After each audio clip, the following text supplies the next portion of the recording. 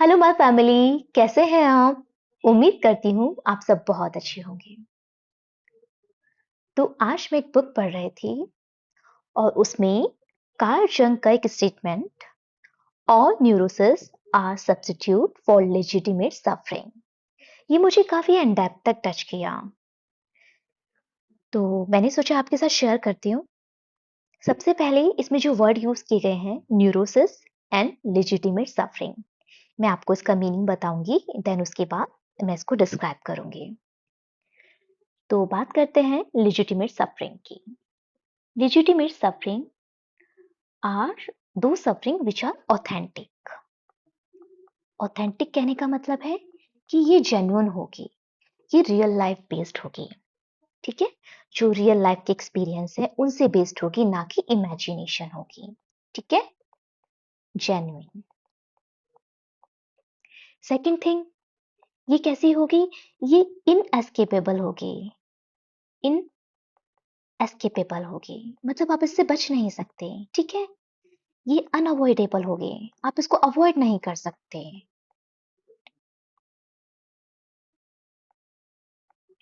Like love one की death हो जाना, या फिर कोई इंजरी हो जाना, या फिर कोई प्रोफाउंड लॉस हो जाना, ये सब कैसे है? अनअवॉइडेबल सफरिंग है। आप इसको अनअवॉइड कर ही नहीं सकते। तो ये होती है हमारी क्या? Legitimate suffering, real suffering. वो सफरिंग नहीं है जो इमेजिनेशन से आई है कि मैं रास्ते में अगर घर से बाहर कदम रखा मैंने, तो कुछ हो सकता है मेरे साथ। वो क्या हुआ? वो इमेजिनेशन बेस्ड है, वो रियल नहीं है, वो ऑथेंटिक नहीं है। लेकिन ये क्या है? रियल सफरिंग है। ठीक है, जब आप इस रियल सफरिंग को, जो रियल लॉस हुआ है आपकी लाइफ में, हो सकता है ना, डेथ हो जाती है, ब्रेकअप हो जाते हैं, इंजरी हो जाती है, या फिर एग्जाम में अच्छा स्कोर नहीं कर पाते हैं, एग्जाम में फेल हो जाते हैं। मैं फेलियर तो कभी यूज नहीं करूंगी, मैं बोलती हूँ इस चीज के लिए एक वर्ड कि हम लर्न करते हैं। कभी भी फेल जैसा तो कुछ है नहीं। फिर तो वो है ना जिसने शुरुआत ही नहीं की। आपने शुरुआत कर ली तो ऑलरेडी आप बहुत आगे निकल गए हैं। तो these are the real suffering. जब आप इस सफरिंग को अवॉइड करते हैं तो वो किस में कन्वर्ट हो जाता है? वो कन्वर्ट हो जाता है न्यूरोसिस में। तो बात करते हैं न्यूरोसिस क्या होता है। न्यूरोसिस, न्यूरोसिस कहने का मतलब होता है, इसको हम बोल सकते हैं, न्यूरोटिसिज्म भी बोल सकते हैं, जहां पे आप इमोशनली अनस्टेबल हो जाते हैं। इमोशनल अनस्टेबिलिटी, अनस्टेबिलिटी, जैसे कि नेगेटिव इमोशंस का आना, एंजाइटी होना, डिप्रेशन हो जाना, ऑब्सेसिव थॉट आना, कंपल्सिव बिहेवियर करना, रिपीटेडली एक चीज को बार बार करते रहना, उसको हम क्या बोलते हैं? कंपल्सिव बिहेवियर बोलते हैं। Is it okay? लेकिन ये कब होता है? जब आप ये अपनी ऑथेंटिक पेन को, जो रियल पेन है, आप उसको अवॉइड करने की कोशिश करते हैं, उसे डिनाई करने की कोशिश करते हैं, तो तब वो किस में कन्वर्ट हो जाता है? इमोशनल अनस्टेबिलिटी में कन्वर्ट हो जाता है। ठीक है, अब इसको हम डील कैसे कर सकते हैं कि जब ऑथेंटिक पेन हमारी ज़िंदगी में आया, हमने किसी को खो दिया, किसी की डेथ हो गई, ठीक है, किसी से ब्रेकअप हो गया, तो हम इस चीज़ को क्या करेंगे? सबसे पहले हमें क्या करना होगा इसे डील करने के लिए, कि उस पेन को हमें क्या करना होगा, स्टेप क्या होगा हमारा? फर्स्ट थिंग इज़ हमें करना होगा एक्सेप्ट उस चीज़ को। एक्सेप्ट कीजिए, एक्सेप्ट कीजिए, कन्फ्रंट कीजिए। कैसे कन्फ्रंट करेंगे? कि उस पेन को आप फील करने की कोशिश कीजिए। फील करने का मैं ये नहीं बोल रही कि उसमें डूबे रहिए रात दिन, बट इस तरह से कि कभी खुद के साथ शांति से बैठ जाओ, कि देखो कि क्या क्या हुआ था, कैसे कैसे चीजें हुई थी, अब मैं क्या सीख सकती हूँ इससे, सीख सकता हूँ इससे, और मैं आगे कैसे बढ़ सकता हूँ इससे। सेकंड थिंग, आप क्या कर सकते हैं? जर्नलिंग कर सकते हैं, लिख सकते हैं वो चीजें, किसी को बता सकते हैं वो चीजें, एक्सप्लेन कर सकते हैं कि मेरे साथ ये सब हुआ। मतलब किसी को बताकर भी थोड़ा सा हम लाइट फील करते हैं ना। फिर या फिर आप क्या कर सकते हैं? थेरेपी के लिए जा सकते हैं कि ये चीजें हो चुकी हैं मेरे साथ। लेकिन क्या होता है, दूसरी ओर जब हम इसको एक्सेप्ट ही नहीं करते हैं, डिनाई कर देते हैं कि हाँ जी कुछ नहीं हुआ मेरे साथ, मैं बहुत स्ट्रांग हूँ, मैं सब मैनेज कर लूंगा या कर लूंगी। मैंने आपको एक एग्जाम्पल देती हूँ।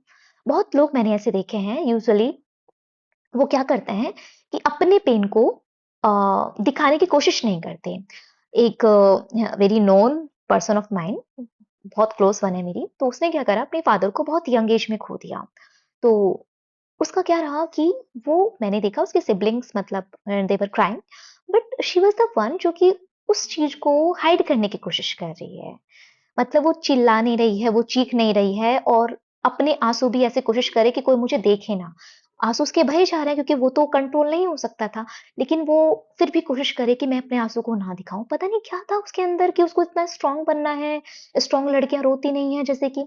इवन उसकी जब बेस्ट फ्रेंड आई तो उसने अपनी बेस्ट फ्रेंड के सामने भी कहा, मैं ठीक हूँ, मतलब मुझसे बात मत करो, मुझे कुछ मत कहो, मुझे अकेले रहने दो, लाइक दैट। तो वो, उसने किसी से कुछ शेयर नहीं किया, वो अकेली थी, अकेली जब होती तो रोती, परेशान होती, और वो उस चीज को एक्सेप्ट ही नहीं कर पा रही थी कि मतलब मेरे पापा मुझे छोड़ के जा सकते हैं, ऐसा कैसे हो सकता है। और वो बच्ची मतलब I think it's been 9 year, तो वो 7-8 साल तक ट्रोमा में रही है। मतलब रात में जागती, उसको रिकरिंग ड्रीम आते कि लाइक मेरे पापा हैं, मैं उन्हें बचा सकती थी, मैं शायद उनके लिए कुछ कर सकती थी, और वो हैं, वो अभी भी हैं, वो नहीं गए हैं, वो अभी भी हैं। क्योंकि उसने उस पेन को, जब उसे एक्सेप्ट करना था, उसने उस पेन को एक्सेप्ट नहीं किया। वो एक डिनायल मोड में रही। डिनायल मोड में रही तो अब उसके साथ क्या क्या चीजें हो रही थी कि उसको इंसोम्निया हो गया, वो रात में नहीं सो पा रही है ठीक से, रात में उठ जा रही है, ठीक है? उसको पैनिक अटैक जैसा फ़ील हो रहा है, और अ, वो अंदर-अंदर सफ़र कर रही है, अंदर-अंदर सफ़र कर रही है, कभी-कभी बहुत स्ट्रेस में आ जाती है, कभी अग्रेसिव हो जाती है कभी-कभी। ये सब चीज़ें हो रही थी क्योंकि उसने अपने पेन को कन्फ्रंट नहीं किया, उसने एक्सेप्ट नहीं किया कि जो उसके साथ हुआ है वो हो चुका है। अब उसको इस चीज़ से बाहर आना होगा, एक्सेप्ट करना होगा, लेकिन उसने उस चीज़ को एक्सेप्ट नहीं किया। और शायद बाद में कुछ ऐसा भी हुआ कि उसको डॉक्टर ने डायग्नोस किया that she is suffering from some mental mental health disorders. तो मैं आपको ये क्यों बता रही हूँ, मैं आपको इसलिए बता रही हूँ क्योंकि आज ये एक मेजर इश्यू हो गया है हमारी लाइफ का, कि जब हमारी ज़िंदगी में प्रॉब्लम आ रही है तो हम भागने की कोशिश करें। उसने भी भागने की कोशिश करी, वो स्टडीज़ में इतना मतलब हो गई एंगेज कि हर चीज़ से भागने की कोशिश करती थी कि खाना छोड़ दूँगी, मैं बहुत पढ़ूँगी, और बस इस तरह से वो अपने आप को बहुत ज़्यादा बिज़ी रखने लगी। तो होता है कि अगर आप क्या करेंगे कि अपने आप को एक्सेसिवली एंगेज कर लेंगे बाहर की चीज़ों में, कि मैं बहुत ज़्यादा काम करूँगी, मैं किसी और चीज़ में एंगेज हो जाऊँगी। जैसे कि कभी-कभी क्या होता है, कुछ लोग क्या करते हैं कि उनका ब्रेकअप हुआ, तो वो क्या करते हैं, जंप कर जाते हैं किसी न्यू पार्टनर में, ठीक है? न्यू पार्टनरशिप पर जंप कर जाते हैं। वो पहले उस पेन को सफ़र फेस नहीं करते कि अभी मेरा ब्रेकअप हुआ है, हाल-फिलहाल में मैंने इससे क्या सीखा? मैं इससे क्या सीखी हूँ, क्या सीखा हूँ? अब मुझे दूसरी रिलेशनशिप में एंटर होने से पहले अपने ऊपर वर्क करना होगा कि मेरी कुछ बाउंड्री सेट करनी होंगी, कुछ स्टैंडर्ड सेट करने होंगे कि इनको कोई ब्रीच ना करे, ठीक है? लेकिन वो ये सेट नहीं कर रहे हैं, वो सीधा उस पेन से एस्केप करने के लिए कहाँ चले गए? जंप कर गए दूसरी पार्टनरशिप पे, ठीक है? या फिर क्या करा कि अपने आप को पूरा डिस्ट्रैक्ट कर लिया कंप्लीटली, कि खुद किसी काम में बहुत ज़्यादा एंगेज हो गए इस तरह से। तो ये सब नहीं करना है, अवॉइड नहीं करना अपने पेन को, अपने पेन से एस्केप नहीं करना, नहीं भागना, ठीक है? क्योंकि हमें क्या करना है, न्यूरोसिस डेवलप नहीं करना है। फिर अब क्या होगा, जब अपने पेन से नहीं भागेंगे तो उसको कैसे नहीं भागेंगे, आप इसको एक्सेप्ट कीजिए। करने के तरीके मैंने आपको बता दिए, जैसे कि आप क्या कर सकते हैं, जर्नलिंग कर सकते हैं, या फिर आप थेरेपी ले सकते हैं, या फिर सैडनेस में खुद के साथ अकेले बैठो, याद करो क्या-क्या कैसे हुआ था, प्रोसेस करने की करो अपने इमोशंस को कि क्या-क्या हुआ था, रो सकते हो। Is it okay? फिर जब आप अगर इस लेजिटिमेट सफरिंग को फेस करते हैं तो क्या होगा, वो शार्प होगी, बहुत शार्प होगी, लेकिन वो टेम्परेरी होगी, और उसके बाद आप ट्रांसफ़ॉर्म हो जाएँगे। मतलब एक एक कहते हैं ना, इवॉल्व बीइंग बन जाएँगे। आपने अपनी ज़िंदगी की सफ़रिंग से सीखा और बहुत आगे बढ़े, ठीक है?